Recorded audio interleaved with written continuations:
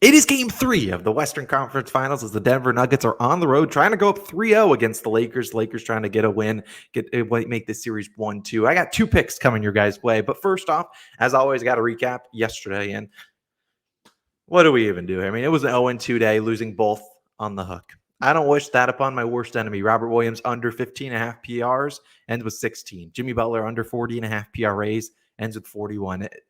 There's nothing I can do there. I mean, yeah, obviously I would have loved it they went our way, but I have no luck recently, and I'm not going to sugarcoat it. Look, I know the picks have been bad in the last couple of days. I'll put up. I don't have a full recap on the bottom of the screen, but you guys know I'm always transparent. We'll always keep the record. I'll be back to my normal spot tomorrow or on Monday for the regular picks, but there might not be a video tomorrow. We'll see exactly. I have a busy day later on tonight, so we'll see. But anyways, I mean, there's not much I can do there. I'm not going to sugarcoat it. It's been a bad stretch. I'm not going to come on here and make excuses. Plays just didn't really go down. It happens. Losing both on the hook. It's not like they were bad reads. They were both right there. Just couldn't get it done in the last couple minutes. But either way, today we got 2 picks. I'm not going to waste any more of your time. Let's dive into the first one. Running back from game 2. We're taking Anthony Davis, taking his over 24.5 points, currently minus 105 on BetMGM. Now, if you recall back in game 2, we took Anthony Davis's over then. And what did he do? Well, yeah, he didn't get done. 18 points, 4 for 15 from the field. I mean, they just did not get him going early in that game. I think he had 2 points after the first quarter. Obviously ended with 18, 4 for 15. It's not like we can really complain about that. Got to the free throw line too, knocked down his free throws. But the other day, this is the game 3 where, the Lakers can't afford to lose this one. You don't want to go down 0-3. That's basically wraps. You're not gonna win, come back from that most likely. But I still think back to game 1, he had scored 40 points in that game. They got him going early, and I expect them to get Anthony Davis going early in this one. They need AD to be active early in scoring because that's obviously a big part of their offense. And I think they get him going early, more than 2 points than he scored in the first quarter. And he still got close to it. I mean, 18 points, sure, 7 points lower than the line, but he missed a lot of easy shots that he was making in game 1, a lot of jump shots. I mean, the Nuggets were giving him wide open looks. He just wasn't knocking them down. And he's going to have those mid-range looks once again to knock down. And I think he knocks them down now that they're at home. Now, if you were to look back, I mean, he's done pretty well. And we've talked about the AD roller coaster up and down. And while, yeah, last game you could say, we probably should have taken the under. I mean, but it's not like he didn't get those shots that were comfortable taking him here. And I think he's certainly capable. We've talked about the roller coaster where it goes up and down. Sometimes has a good game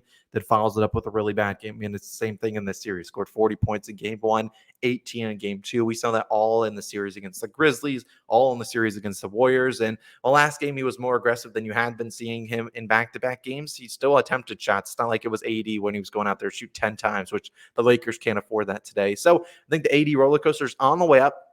I'm going to ride with him all the way up to 25 plus points. I certainly think he can get that. I really don't see this line going up to 25.5. Probably would only play that half a unit, but I'm really confident Anthony Davis to get it going today early and often in this one. I think LeBron has a pretty decent game, but LeBron has not become, the scorer in this really all the playoffs and really the season hasn't been a big time scorer. I think AD's got to be that guy that they got to go to. He's got to get other guys into foul trouble, get him into the bonus early and often and score some points. So I really like Anthony Davis. I know he cost us some coin. He owes us.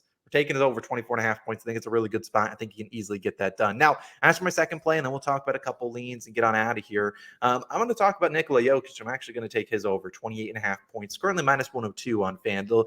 I don't see this going down to 27.5. I did see plus money on Sharper Books. They wanted the over, but I'm not too worried where Sharper Books lie here. I think this line's going to stay steady at 28.5. But you look at Jokic coming off one of his lowest scoring games this postseason. So I really don't. This line's not going up to 29.5 unless someone gets ruled out due to injury. But we saw Jokic last game, 23 points, 9 for 21 from the field. So obviously did not get it done. And I'm pretty not mistaken. I don't think Jokic scored in the fourth quarter. I think he entered the fourth with 23 points. And as we would know, well, Jamal Murray scored 23 points in the fourth. It was all him.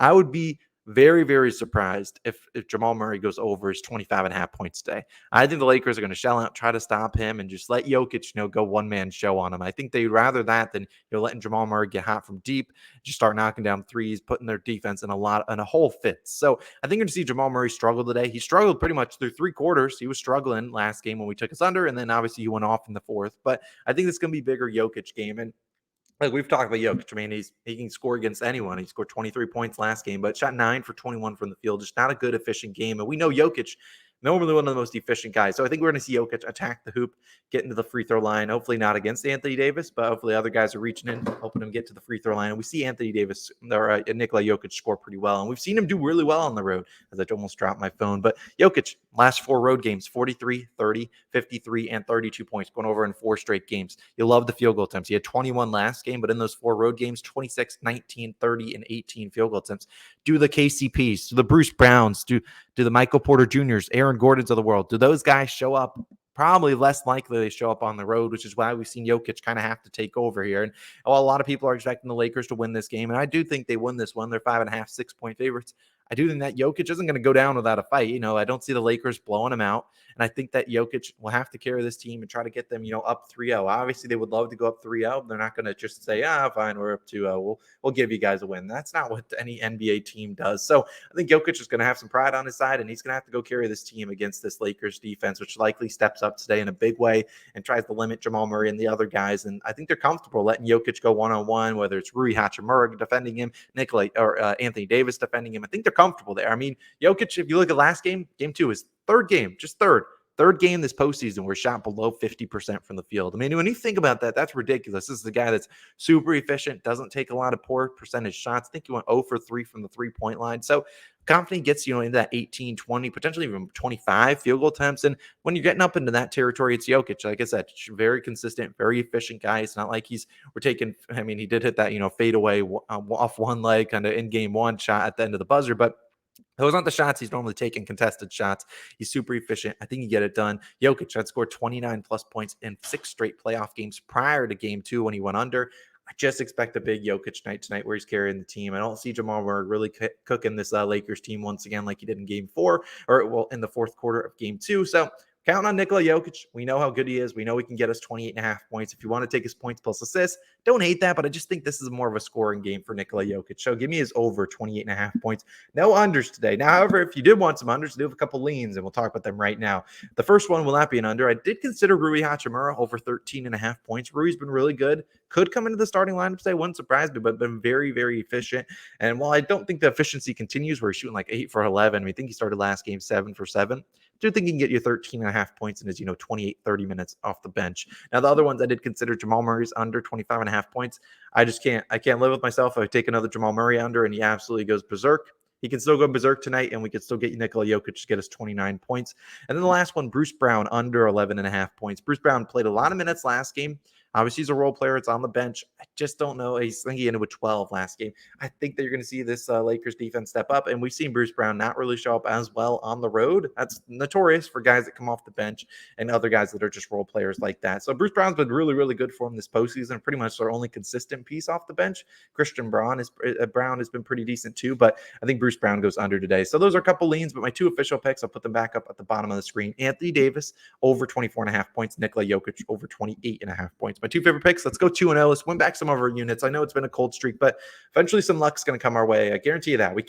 If we lose both of these on the hook, oh man, I don't know what will happen, but we'll see if tomorrow we have a video. I'm not 100% sure, but I will let you guys know on Twitter at CallinOurShot if I'm able to make one. I have the time. I don't want to just come out here and just close my eyes and then just pick 2 things, although feels like I probably can't do any worse than I have done recently, but I'm still feeling good about these 2-0 slate. Let's go 2-0. Hopefully you guys still have faith in me where the cold streak's going to end eventually. We survived a worse cold streak, and hopefully we can get out of the mud that we're in right now. So let's go 2-0 with AD and Nikola Jokic, and I'll see you guys back again tomorrow for some more picks. Our MLB video popping up on the screen was an in real life video with Logan. So go check it out. We've done really well in the MLB all year long. Hopefully you've been taking advantage. I will see you guys in the next one. Peace.